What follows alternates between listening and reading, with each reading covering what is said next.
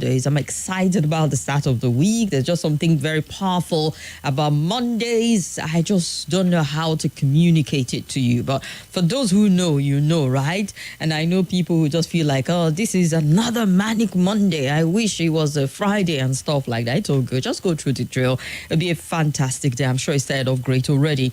And yes, on Nigeria Info, the conversation has been intense from the morning crossfire show, What's Happening Abuja, the Sunnyside show that just wrapped up with a vocal majesty. Well, this is where I report for duty. My name is Kimberly. Wachko, call me Kim. The Oracle, the digital Oracle, that is.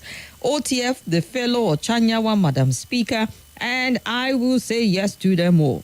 So, what's the big story of the day for you? What story have you been following with interest? It just might make the cut for one of the stories we look at on the roundtable as we start off the show looking at some of the big stories driving conversation. And I am super excited because I have got a guest who hasn't been on the roundtable in a long time. It's free to say donkey years, and he's here and would all try to behave nice so that we can invite him again and again. We have Aondona Ingya with us in the studio. He's a journalist. Thank you so much for joining us on the show. You're welcome. Delighted to have you join us. Likewise. All right. Just before we get into our story, October 7, I think the situation in the Middle East is making it a day where we'd remember where all of this started. The Israel, Hamas, Israel, Gaza that has extended to Lebanon, Syria, Iran and the likes of it, the very day that Hamas, some of them infiltrated Israel and attacked. And we have seen a war in that region start off for today. So I don't know if we put it side by side with September 11, because September 11, the stroke and all of that. But given the fact that Israel has been bombarding Gaza since then, it just feels as if it's not just about Israel and September 11. It's just about the horror that is going on after the incident in September 11. Have you been following? Yeah, I have. But you see, I think I don't want to be on either of the sides, because whenever this conversation comes up, it's about, people bring up arguments such as Israel is a chosen country and all of that. I mean, does that give you a right to kill people at will? You get, and it just almost seems as though the United Nations is incapable of handling the situation. Who would have thought it could go for a year? I mean, it also looks like the US, when it comes to countries like Israel, they're a bit coy on how they want to handle it, particularly when you look at what happened in the case of Russia and Ukraine. So there's a lot of hypocrisy at that level, you get. But for me, one thing I'll often say is this: where's the humanity in all of this? Because even for those who are pro-Israel, you still want to ask yourself the question. They always accuse the Palestinians of harboring terrorists or harboring the Hamas members and all of that. But then you don't know what their situation is. I mean, to be used as human shield, because I believe strongly that that's what Hamas does. Going by the reports we hear every now and then, they are capable of doing that. But then you really cannot tell if you're not in a situation like that. You get, because you can't stand up and tell these people that no, you'll stand against them or oppose them. What that will imply simply is that you're calling for a bullet in your head. Indeed. You get, so it's a tricky conversation to have. But at the end of the day, one thing that comes to mind is that where's the humanity in all of this? Because at the end of the day, children die, women die, sons die, fathers die, and is that the sort of world we want? Indeed.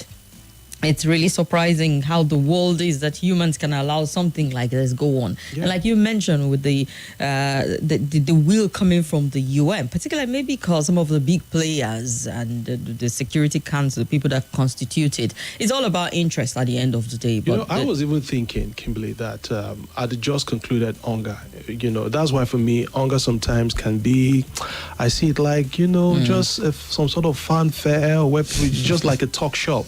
I was thinking that this was going to be the main subject of conversation at Onga, but then it was completely on the sideline. The only time we heard certain words specifically about Israel-Gaza conflict was when Netanyahu came on board. And even when he came issuing threats to Iran. You get. Now, I'm not saying Iran is not complicit in all of this, or should I say, was it Hezbollah? Yeah. You also have the Hezbollah, side of it. But I remember at that particular Onga, there was an official from one of these Arab nations, and he made it very clear, that they are committed there and then to ensure that Israel is protected. Israel is surrounded by some of these Arab nations states, and all of that, and they said they can make a commitment there and then. But of course, Israel also has to make certain, commitments as well. At the end of the day, we just want peace. You get, it's not fun. I go on social media and I hear people talking about, World War.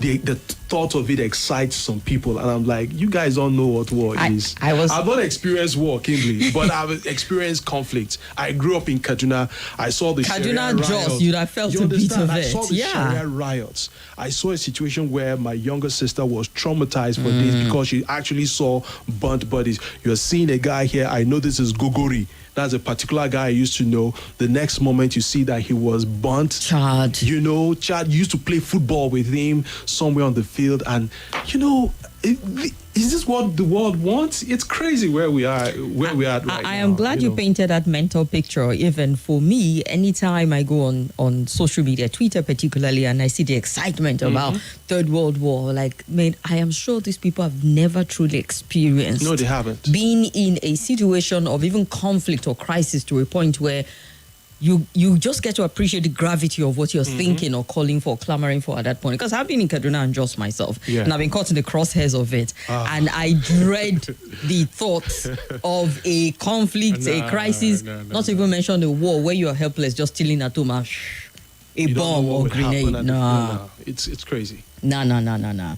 Well, we'll continue to just pray for the peace in the Middle East, and hopefully that the main actors involved in all of this from all quarters would just think human and find a way to resolving it.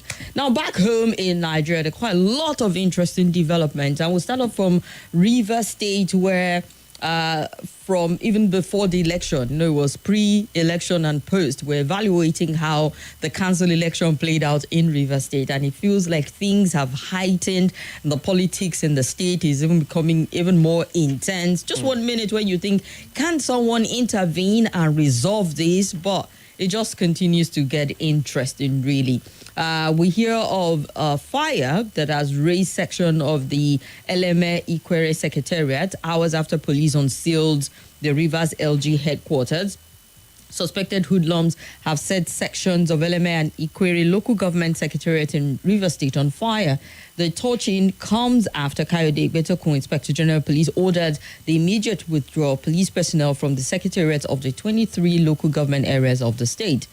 The police spokesperson in the state, Grace Koko, in Rivers, announced the development, said the IGP's directive is in line with the commitment of the Nigerian police force to ensure neutrality and the smooth functioning of democratic institutions. And reports say some of the newly elected chairpersons and councillors arrived the facility to the sight of thick black smoke billowing from what should be their new offices.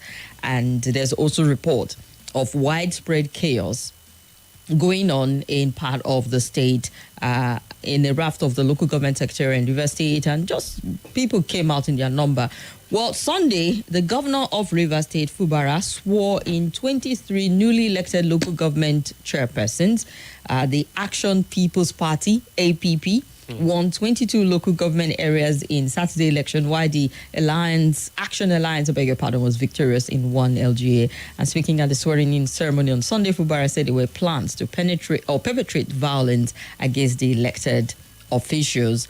He had so much to say, but we see the development because Camp Wike are headed to court as we speak. Because after every election, council, state, federal is usually go to court. So let's start off with, how the election panned out. First off, people thought they were going to be violent on election day. It was relatively peaceful. However, the outcome of the election is not accepted by a lot of parties. One is going to court, and then the raising of the Secretariat sends a message that we're not just saying something just combusts and the building went on fire, there definitely will be people behind it sending a message. How do you interpret all that is going on there? Well, Kimberly, there's a lot to unpack as far as the River State is concerned. River State politics generally is concerned. There's a lot to unpack.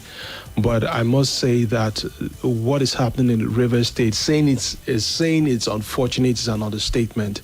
Saying I'm disappointed, it's an understatement in itself. I mean, I actually have no words to describe what is happening in River State. But then it takes me back to one thing, and I've often told people this, that what sustains democracy is how strong the institutions are, how strong and efficient the institutions are. And unfortunately, we don't have working institutions in Nigeria. We only have individuals who mean much more than the institutions. Because why on earth would we have a situation where an individual, not just River State alone, wherever, I'm talking about all of the 36 states in Nigeria, why would we have a situation where a governor is leaving office or an elected official is leaving office and it seems as though nothing would work in that state except he or she has a say? You get, or he or she has his way. That kind of thing. That's the kind of politics we're playing in Nigeria, and it's quite unfortunate. So for me, it's a failure of our institutions that has given birth to all of these things we see playing out.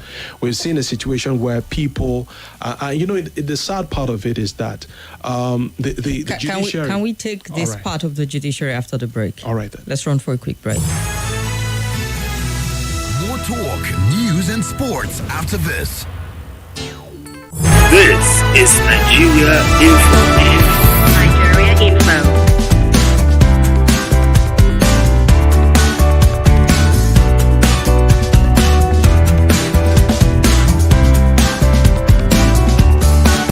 This is Nigeria Info. Hello, my name is Kimberly. I'm the host of Hard Facts, and I bring you the biggest stories driving conversation every weekday here on 95.1 Nigeria Info Hard Fact Show. I love to get your opinion and conjectures, but the facts you cannot dispute here on Hard Facts. Join me and let's talk.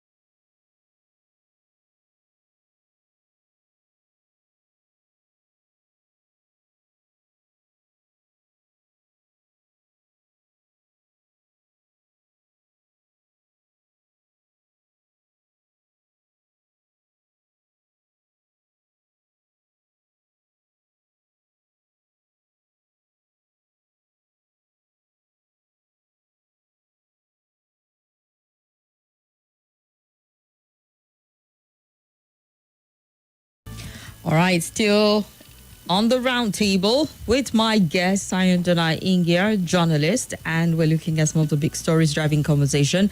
I hear some of you say you can't, there's a holdback on Facebook because of the headphone. Just let me know if it's any better now, and if it's not, I would take off the headphone as requested. All right, Lucas, Lorena, and Jesse, please let me know if it's any better. All right, so you were talking about the judiciary, yeah? Yeah, so the judiciary that is basically seen as a, glass. I mean, politicians have used this so much that it almost sounds, I don't know what word to use, but it sounds disturbing. The hope of the common man, the last hope of the common man. Right now, people are losing. It's not as if people have not lost confidence in the judiciary, but it's becoming even worse right now because at the center of some of these controversies, you hear this politician or this group of people have gone to get an injunction in this court and all of that. So it becomes a little bit too confusing, and that is why I insist that if we had institutions that work, you know that ordinarily, no matter what any individual or group of persons do to circumvent that, it's not just going to work, because we know that, look, this is what's expected and this is how this whole system should work. So for me, that is where we are right now. We have to get back to a situation where our institutions are effective, you know. It also opens the conversation around, you know, the state independent electoral, you know, it opens conversations around that. For me personally, I've been looking at the part all of this, you know, states independent electoral commissions have played in our democracy or at state level. And I asked myself the question, let's look at the bigger conversation right now. Recall that before now, the conversation about state police has been on.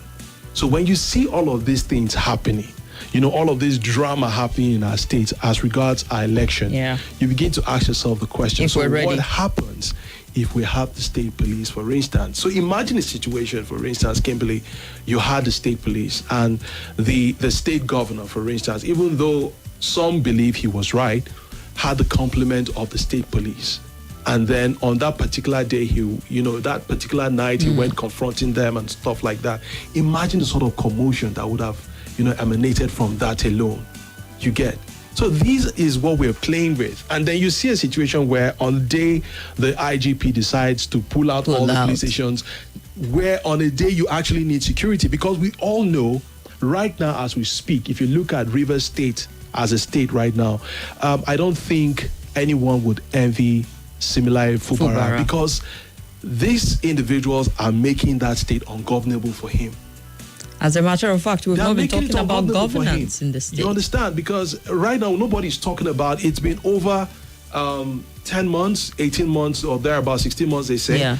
And all this man has been talking about is Godfather, PDP structure and all of that. There is no form of governance. Don't be deceived. There's no form of governance going on in Rivers State and right now. The people in the state are even soaked in the whole drama and the fight, because nobody's even talking about anything. This is what what just happened to that secretariat, like you read out shortly, you read out a short while ago, is just another extension of making the local government ineffective, make it ungovernable. They could deploy that tactics. So I am thinking that if we have a security agency or security force, a police force that is proactive, you should work at preventing this. Indeed. And then you decide to pull out at the moment you're pulling out. Could it also be because the governor was, recall before the election, the governor was really talking tough and implied that the police was complicit in a lot of things, or perhaps how they were handling it also. But it might also still be the politics of it, the convenient timing to withdraw, and then the fire happened. All right, so I will not go into the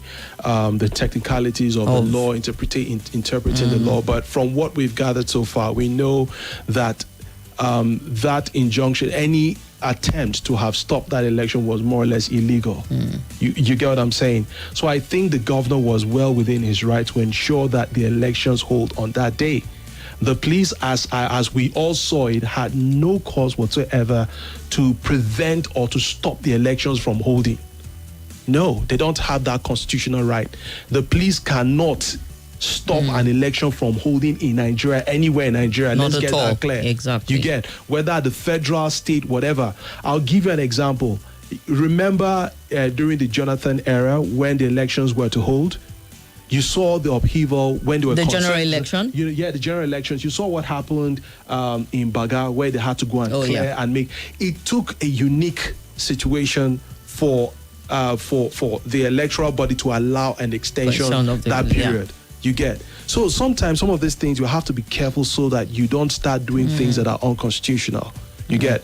So for me, I think the IGP of police, I really think it has a lot to answer, because I'm thinking they always have security reports. They have, intelligence reports and stuff like that. They should know that there's a tendency that these secretariats will definitely be attacked. But this is what we're seeing in Rivers State. And I'm really concerned, because here's another concern I have. When we talk about democracy in Nigeria, everybody is so fixated on the center. Everybody's concerned about Abuja and what is happening in Abuja. Go to our states and see the rubbish happening. Sorry, I have to Indeed. use the word. What we have going on in our states, it's not democracy. Unfortunately, it's not governance. It's more like a system that is designed to just compensate cronies and stuff like that. A settlement sort of system. Yeah. That's what we see happen in states. And trust me, Kimberly, we cannot sit, except for states like Lagos and maybe a few others. You can't sit confidently here on air and then, criticize somebody who is in an opposition party or somebody who is at the helm of affairs at the state level at state and get level. away with it. Yeah, We've heard of cases where you're talking on issues in the state. Thugs walk into a studio and beat an individual up. You get what I'm saying? Yeah. We've seen cases where, in fact, where I used to work a couple of years ago, I'm not going to mention the state, so that people will start putting one or two together. But where I used to work a couple of years ago, I remember the proprietor or the owner of the organization had a problem with the governor, seemed to have a problem with the governor. And then what happened was there was a meeting. Somebody now called the CSO of the organization I worked for, called him and told him, look, this is what was discussed at the particular meeting.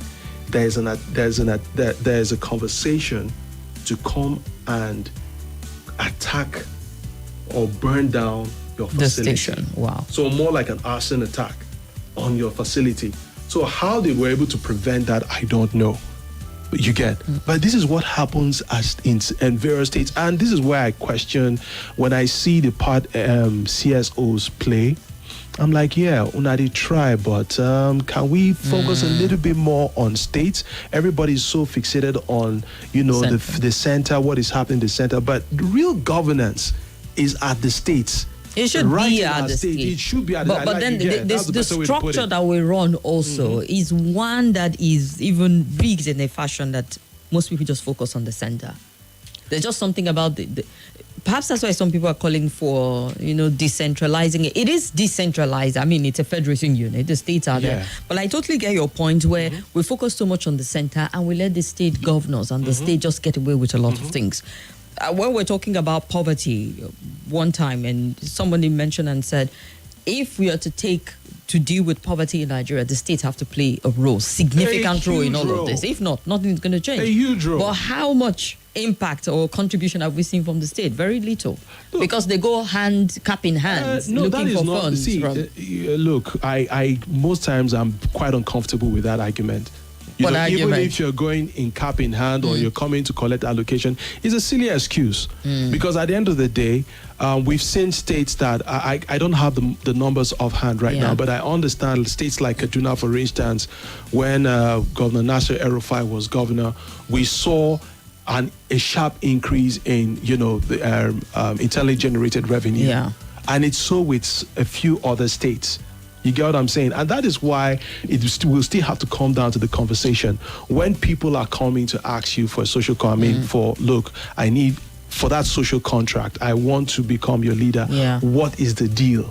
What are you coming to do? You get what I'm saying? We don't have those conversations, unfortunately. And then that's on one hand. I remember this particular point, Kimberly, I was in court when... is it Joshua Dare? No, not Joshua Dare. Jolly Nyami and Joshua Dare, right? Yeah, one of them. I can't remember which of them was at the appeal court. And it was Justice Dingba, if I'm not mistaken. He was the one who was sitting, and he made the pronouncement that people should actually know. Because the amount, when you talk about, what's that money they always talk about? Security votes. People should also know where these monies and how these monies are, are used. There should be an account. This money should be accounted for. Yeah. Because at the end of the day, it's still taxpayers' money. So you have no right to divert these funds. So why I'm not going to sit here and say that there's the amount of money, till today it's still a mystery. Indeed. How these people spend this money. You get what I'm saying? You have, let me use Benue State for instance, as I know it. I'm not on ground, but I know that the few times I've been to Benue State, I'm taking a bike and the bike man is telling me that salaries have been paid. You get? But we had a governor a couple of months ago who was not paying salaries. Oh, yeah. teachers, I remember, Who had to not pay protest salaries. severally. And right now we have a situation, as I have heard, credibly, that on the 25th, a particular day, what they call them, pensioners are paid, and then on a particular day, you have salaries paid. What was so impossible about that? And then you see these people getting richer by the day. Sit down and take stock of all the governors we've had from 1999. A lot of them, even, sorry to say, even our FCT minister, look at his career. He was a lawyer, right? After law, he went straight, in fact, after law school, it's like he just went into politics. Indeed. Local government chairman, from local government chairman, you became a minister at some point, a minister, you went back, became a governor, and then these are people that are talking, and at the end of the day, persons like these are extremely wealthy. And they own no business, they have no manufacturing firm. You know, they don't work with they don't have a history of working with a blue chip company. Exactly. And then these people are wealthy. These people can buy forms of 11 million naira, 8 billion, whatever it is. What are we saying now? We need to look at our states. I quite agree with you. There's a lot to interrogate about states and the fact that a lot of the states, aside from not generating more, not being viable, but even the politics and the structure of a lot of states need to be looked into. And you know, when you were talking, you even did mention about the SIEC and how election. I remember some time back, I think it was it Yaiga Africa, one of the group was some sort of campaign, more like that was going on to say, perhaps, I'm not sure if it's that group. I don't want to mention the wrong group, but there was this bit of advocacy to saying that INEC should perhaps be the one to conduct the election because it's fraught with irregularity. The party in power, if it's the APC, for example, Benue State, for example, all APC won in Benue State. And it's very typical to see that. Say for Rivers State that we saw it going to APP, and that one does have a political undertone because apparently... Who knows APP? I don't even know the full... Nobody knows APP. Right. However, with Rivers State, there's a lot of interesting planning going on behind the scene too. I don't know why it decided it was going to go that way, not APC, not PDP, perhaps because of the internal issues going on within the PDP. But the APP, a lot of people predicted that was how it was going to play out in the state. And the majority of it, say for one, went to that one particular party. So you get to see local council elections. Akwa Ibom as well. Akwa Ibom zone is even interesting. It's Akwa Ibom. I had one state where the local government where the Senate president is from. And the name was changed. What was announced is different from what was declared. I hope they contest that one because we don't need this bit of confusion. But, I mean, look at it. You start to really wonder if we can't get it right at the state level. You know, we're far from getting it right in the national. I just hope that, this conversation about, restructuring? Yeah. I just hope that we are sincere enough. You know, I'm talking about, when I say we, Northerners, Southerners, whatever part of the country you come from, we're sincere enough to have this conversation and have a structure that works for us, because really the whole thing that what you just reeled out, it's a caricature of what democracy is. You get, because Kimberly is laughable, actually. I mean, we've seen this happen time and time, you know. It's almost as though whenever there is a local government election, we all know before the election happens, everybody votes a particular way. You get. So that still speaks on the issue of security, speaks on the issue of voter apathy and all of that. I mean, you're conducting an election without a voters register. Isn't that amusing? You get, it's really amusing. You get, how was that election? How were you able to prove or tell this individual from that individual? Yeah. So it still brings us down to the question. As much as I would hate to join my voice to that conversation about asking the Independent National Electoral Commission to take up that responsibility, even though they have their own issues. They have their own issues. Who's to say they're going to do any better? They have their issues, which I think maybe with time, which I feel we've seen efforts to correct them. You get what I'm saying? Because as I speak to you right now, I know I'm speculating, and I'm thinking that maybe before the expiration of this particular tenure, we're going to see some reforms or amendments to the Electoral Act. Yeah. You get what I'm saying?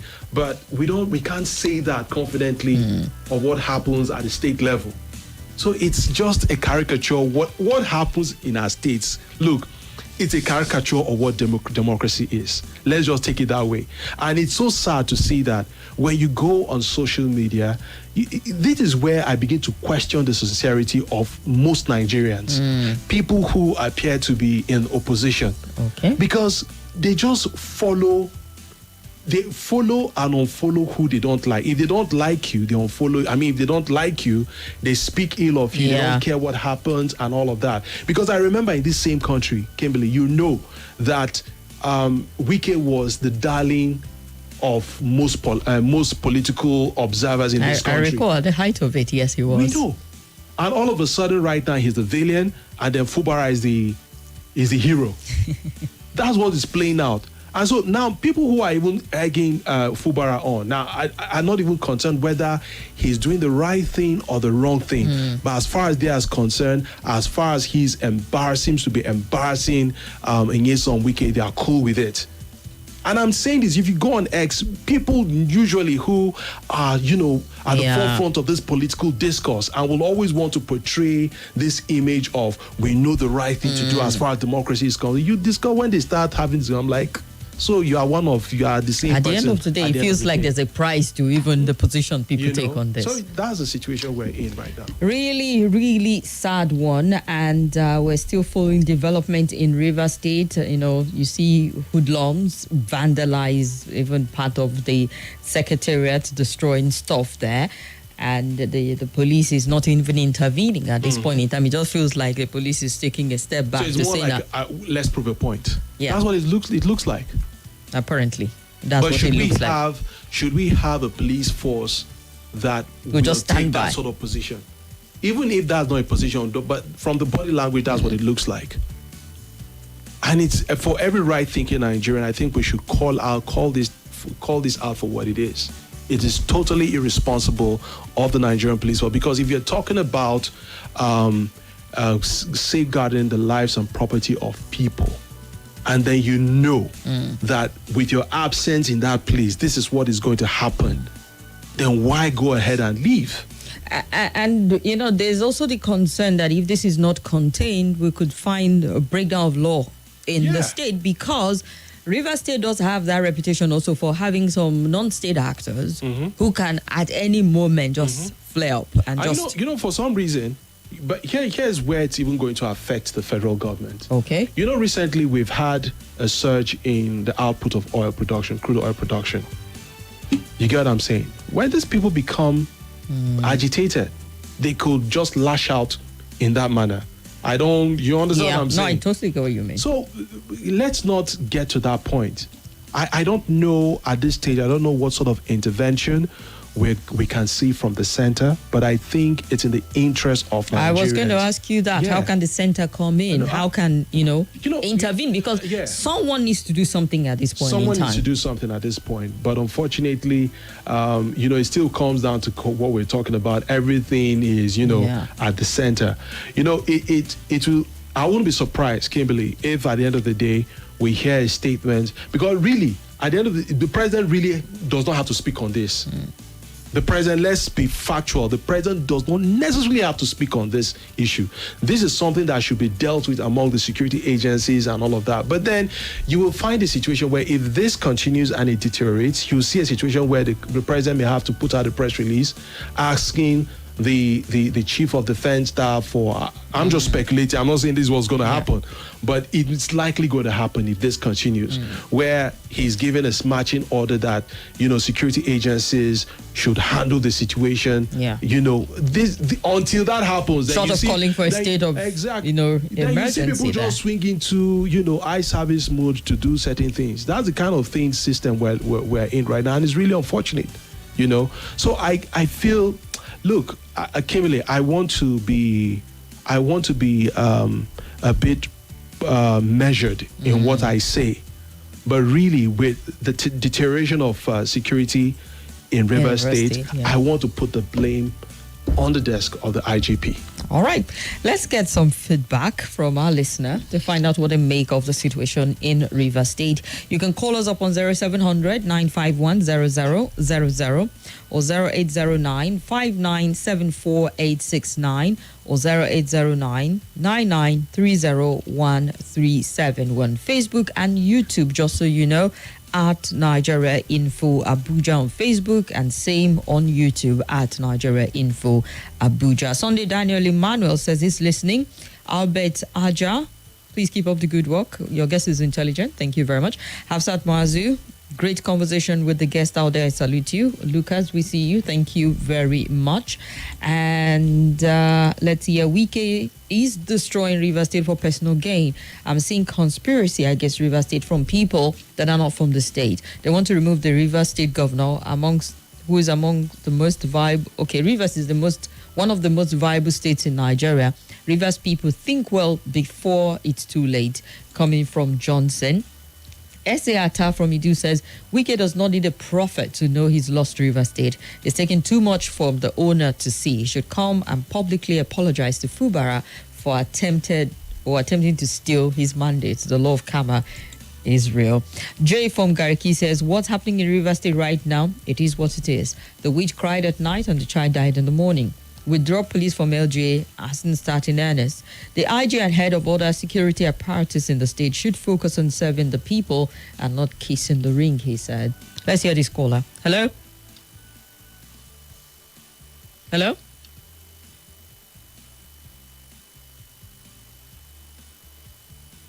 Hello?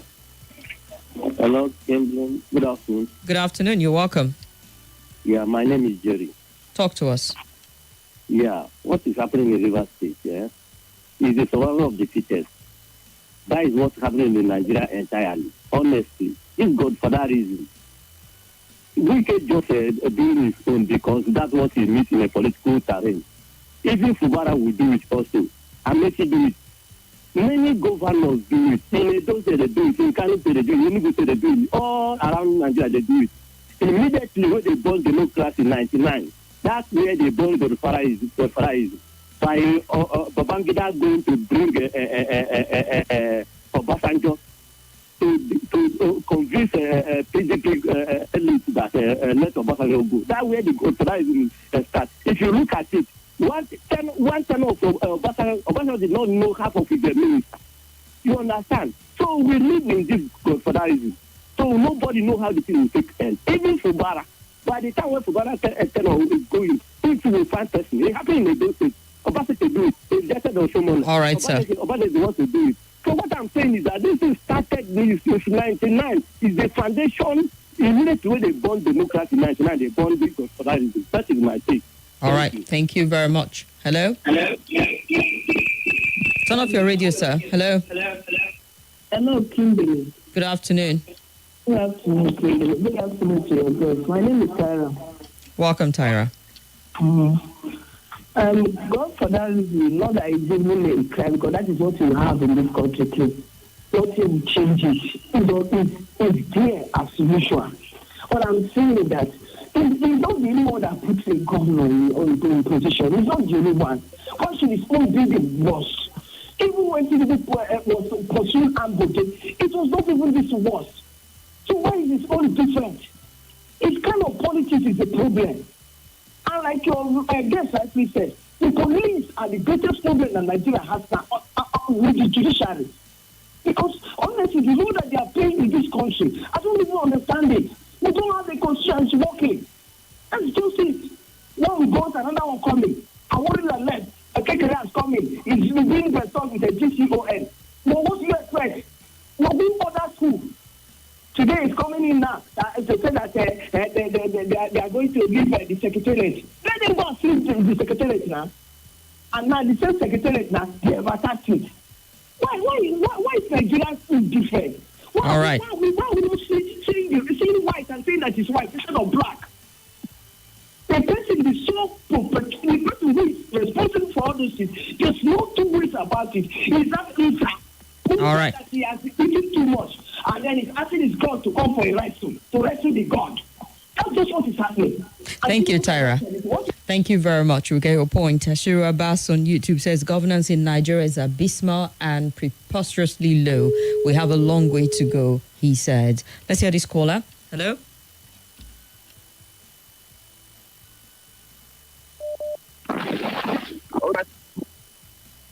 Good afternoon.